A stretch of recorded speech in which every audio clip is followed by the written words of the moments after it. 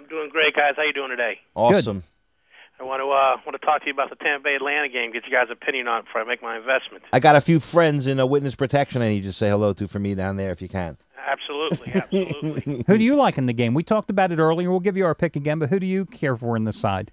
Well, Atlanta is such a tough team right now. I'm a Tampa Bay homer, but it's hard to go against the Falcons at this point.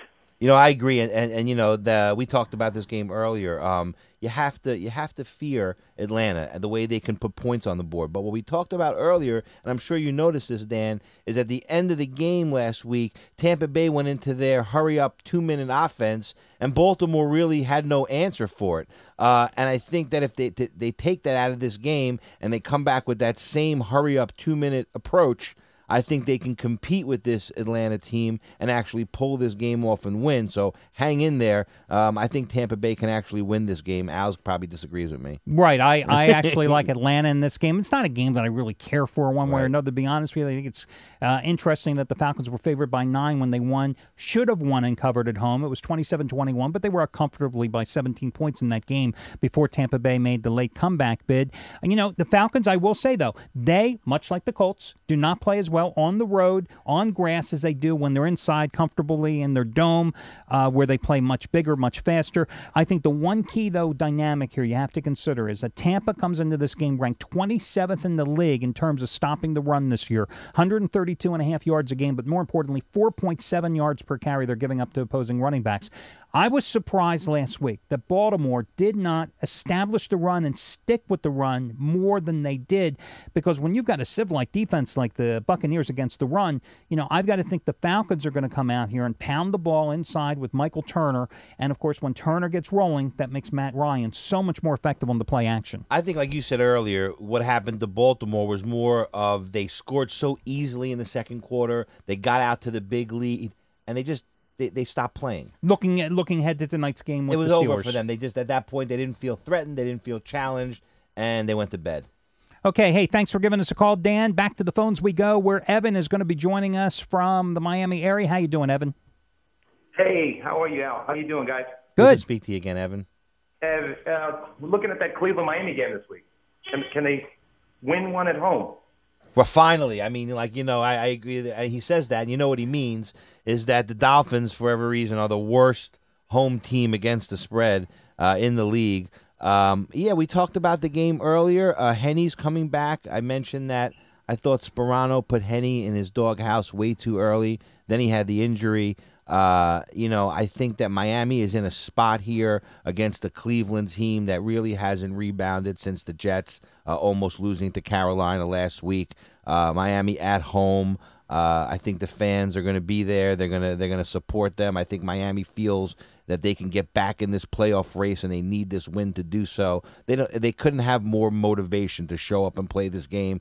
Al mentioned earlier how they refound their running game and how that running game has led back to the success of the passing game. They seem to have everything working for them now. I don't know, Al, trap or no trap? No, I don't think it's a trap. I like the Dolphins in this game as well. And they're 5-13 their last 18 home games against the spread, 1-10 against the spread their last 11 as a home favorite, yada yada yada. But streaks are meant to be broken, and numbers are lies. It all depends on how you twist and turn them. I'm sure if I dig hard enough, I can find the supporting stats going against Cleveland in this game. But I think, as we pointed out earlier, the key is that last week against Oakland, they remembered, the offensive coordinator woke up in the morning and said, my God, I have 2 running backs. I'm going to use Ricky Williams. I'm going to use Ronnie Brown.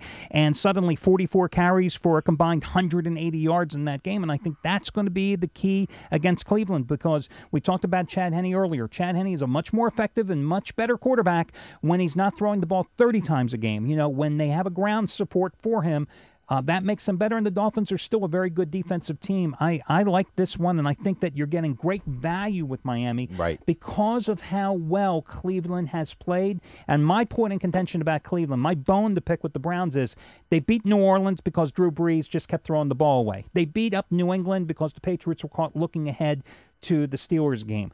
They almost beat the Jets because, guess what? The Jets just aren't that good since coming off their bye. Better They've to really be lucky struggled. than good, right? Exactly. So I'm just not impressed with the Browns, but as long as Vegas is, I'm impressed with the Dolphins in this number.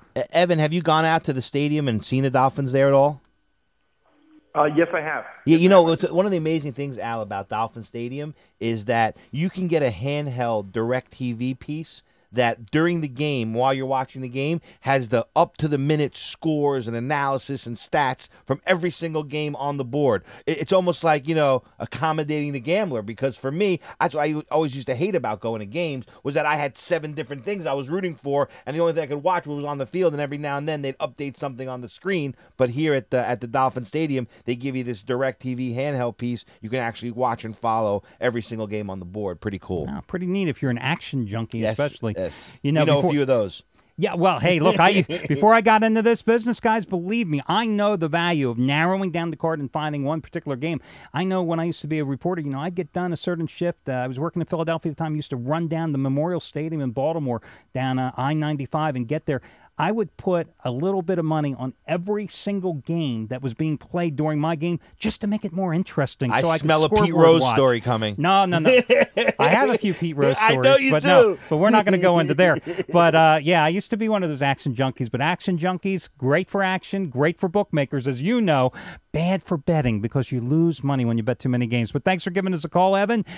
We've got 15 more minutes to go in today's show. Remember, you can catch it all on picknation.com, any part of it you may have missed. And off we go now to Manhattan, where George will be joining us. George, wanting to talk a little Giants and Redskins. Big Blue, lucky last week with all the injuries to beat Jacksonville. Did not cover in the 24-20 win. George, can they get the job done against a Redskins team that they've really dominated here of late? I mean, they've won the last 4 games in the series straight up. They're on a 6-1-1 ATS series roll as well. Yeah, well, you know, I sure hope so, because my wall's getting a little light. When's the last time the Giants cashed a ticket? Back when it was about 95 degrees here in Manhattan? It's ridiculous. Yeah, what, three straight losses, right? Two out of 3 straight up and 3 in a row against the spread. Yeah, they I don't know what's going on with this team, but they should manhandle this Washington team. McNabb's over the hill. He's done. I mean, if ever there's a time for this Giants defense to finally step up and stop somebody, I mean, hell, they couldn't even stop David Garrard last week for 3 quarters, which was ridiculous. I don't know.